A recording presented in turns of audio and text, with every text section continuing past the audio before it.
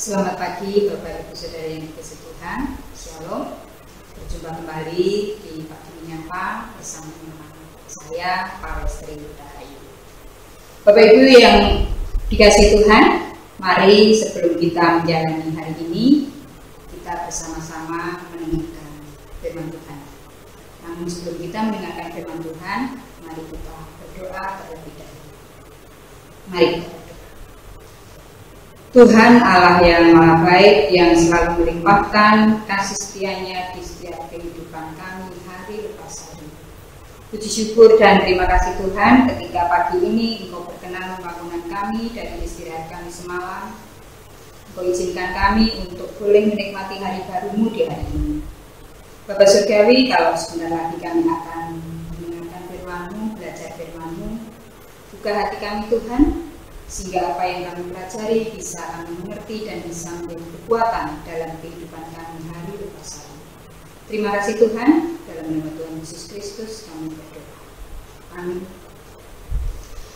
Bapak Ibu Saudara yang dikasihi Tuhan, firman Tuhan pagi hari ini diambil dari 1 Petrus 4 ayat 12 sampai 19. 1 Petrus 4 ayat 12 sampai 19 akan saya bacakan buat kita semua. Menderita sebagai Kristen. Saudara-saudara yang kekasih, janganlah kamu heran akan nyala api siksaan yang datang kepadamu sebagai ujian, seolah-olah ada sesuatu yang luar biasa terjadi atas kamu. Sebaliknya, bersukacitalah sesuai dengan bagian yang kamu dapat dalam penderitaan Kristus, supaya kamu juga boleh bergembira dan bersukacita pada waktu Ia menyatakan kemuliaan. Berbahagialah kamu jika kamu dinista karena nama Kristus, sebab roh kemuliaan, yaitu roh Allah, ada padamu. Janganlah ada di antara kamu yang harus menderita sebagai pembunuh, atau pencuri, atau penjahat, atau pengacau. Tetapi jika ia menderita sebagai orang Kristen, maka janganlah ia malu, melainkan hendaklah ia memuliakan Allah dalam nama Kristus itu.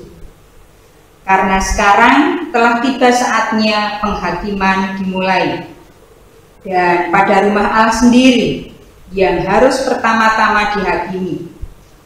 Dan jika penghakiman itu dimulai pada kita, bagaimanakah kesudahannya dengan mereka yang tidak percaya pada Injil Allah? Dan jika orang-orang benar hampir-hampir tidak diselamatkan, apakah yang akan terjadi dengan orang fasik dan orang berdosa? Karena itu, baiklah juga mereka yang harus menderita karena kehendak Allah, menyerahkan jiwanya dengan selalu berbuat baik kepada Pencipta yang setia.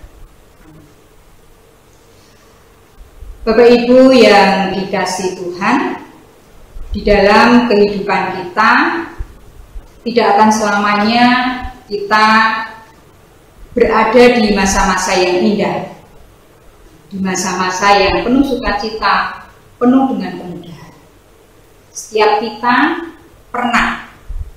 pasti pernah mengalami masa-masa yang sulit. Dan masa-masa yang sulit ini kadang kedatangannya tidak melihat tempat dan waktu. Dia bisa datang kapan saja. Bahkan kadang kedatangannya itu tidak masuk akal. Daerah yang tidak pernah dilanda bencana, tiba-tiba dilanda gempa bumi, tsunami, tanah longsor, dan lain sebagainya. Juga daerah yang selalu aman, tiba-tiba dipenuhi dengan kerusuhan, pembunuhan, pencurian, bahkan pengerusakan. Kesulitan atau masalah kadang datang bertubi-tubi, silih berganti. Baru saja selesai masalah yang satu, timbul masalah yang lain. Sebagai contoh, dalam sebuah keluarga, salah satu anggota keluarga baru saja sembuh dari suatu penyakit yang serius. Baru saja sembuh. Tiba-tiba anggota keluarga yang lain menderita penyakit yang cukup serius. Nah, ini membutuhkan pemikiran yang serius juga. Kadang kita merasa lelah menghadapi semua itu. Kesulitan atau masalah kadang juga datang bersamaan. Sebagai contoh, dalam sebuah keluarga, sang ayah yang bekerja di sebuah perusahaan, karena ada pengurangan tenaga kerja, sang ayah harus terkena PHK dan dia tidak memiliki pekerjaan, harus menganggur, dan tentunya timbul masalah, khususnya di masalah finansial. Di saat yang bersamaan, si sulung harus sekolah, sudah saatnya melanjutkan di perguruan tinggi, dan tentunya ini membutuhkan biaya yang tidak sedikit. Di satu sisi sang ayah kehilangan pekerjaan, tidak ada penghasilan.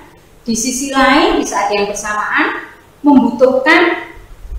harus membutuhkan dana untuk biaya sekolah anak.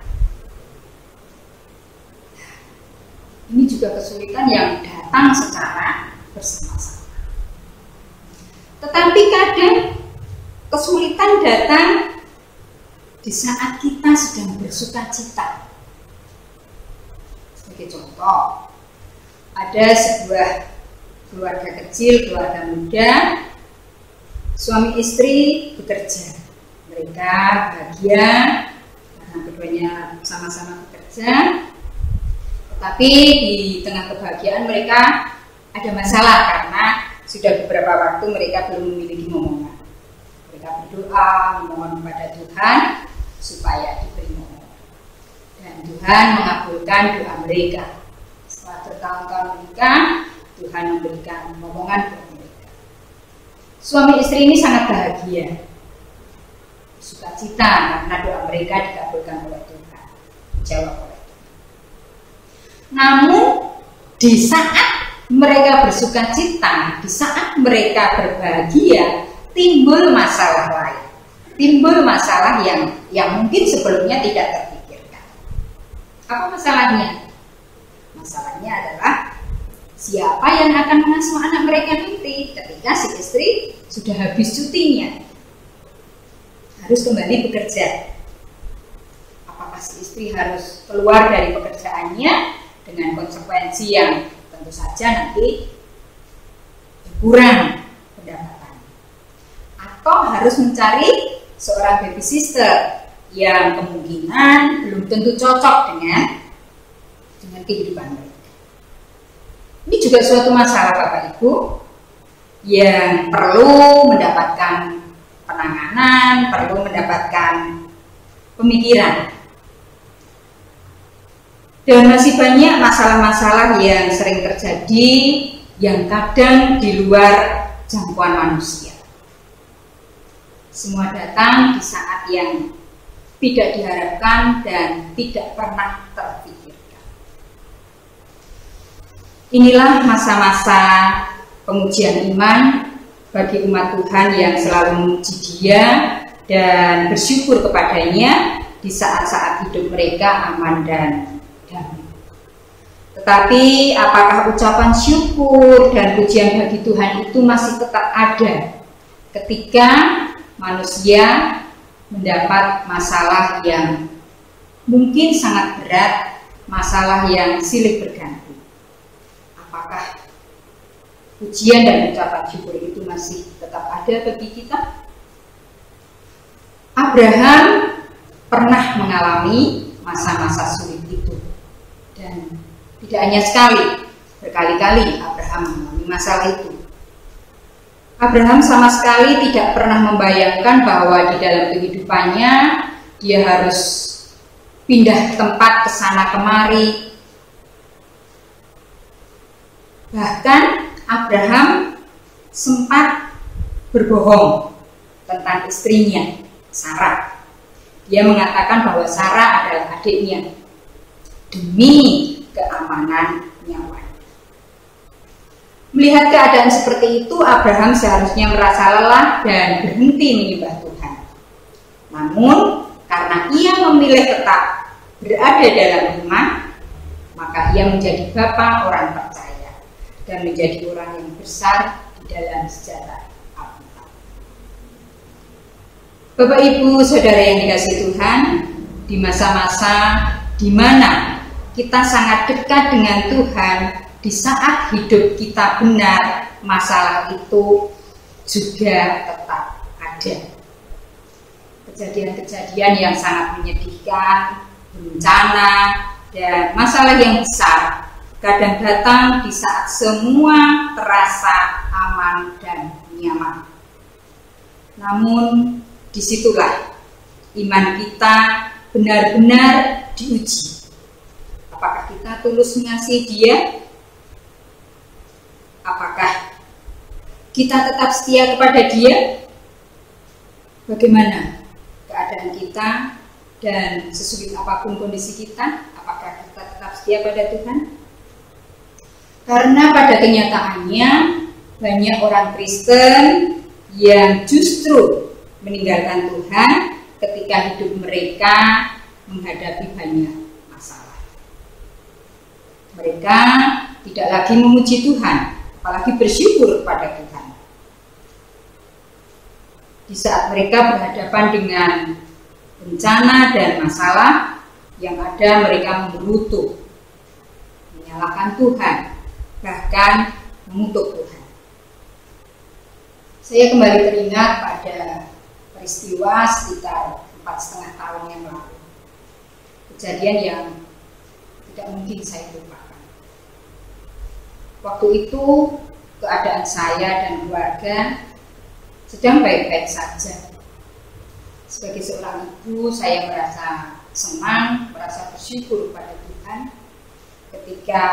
ketika anak saya sudah bekerja dan mereka bekerja di tempat yang bisa dikatakan mampat. Kami semua bahagia, kami bersyukur kepada Tuhan. Saya bersyukur bahwa ketika anak saya tetap berserah kepada Tuhan, mereka tidak menjauh dari Tuhan. Tetapi siapa yang menyangka di saat kita dekat dengan Tuhan, di saat kita bersyukur akan anugerah Tuhan, peristiwa yang sangat berat terjadi pada saya, pada keluarga kami. Si bungsu harus dipanggil Tuhan secara tiba-tiba dan mendadak. Malam dia masih chattingan, masih teleponan dengan temannya. Pagi hari dia tidak merespon apapun, di chat tidak dibalas, di telepon tidak diangkat. Ternyata Tuhan sudah memanggil dia dalam kondisi dia seorang diri di rumah. Tidak ada sanak saudara yang mendampinginya di saat-saat terakhir. Jujur Bapak Ibu, waktu itu saya benar-benar down. Saya benar-benar terpuruk. Saya merasa tidak bisa melanjutkan kehidupan. Saya merasa kehilangan semangat. Bahkan saya sempat menyalahkan Tuhan. Saya berdoa setiap hari, setiap malam saya berdoa. Tetapi di dalam doa itu saya menyalahkan Tuhan. Saya selalu bertanya, kenapa Tuhan? Kenapa ini terjadi Tuhan? Saya sudah berusaha hidup benar. Saya sudah bersyukur kepadamu. Tetapi kenapa ini terjadi pada saya Tuhan? Waktu itu saya tidak bisa mendengarkan lagu-lagu rohani yang katanya bisa menghibur. Tapi saya tidak bisa. Karena setiap saya mendengarkan lagu-lagu rohani, hati ini terasa lebih teriris-iris lagi. Yang saya lakukan waktu itu hanya melihat YouTube yang isinya tentang bagaimana menghadapi kejadian ketika ditinggal orang yang dicintai secara mendadak. Setiap malam saya mencari itu. Banyak YouTube yang saya cari tentang itu. Di sana, puji Tuhan, saya menemukan ayat-ayat Alkitab yang menguatkan saya.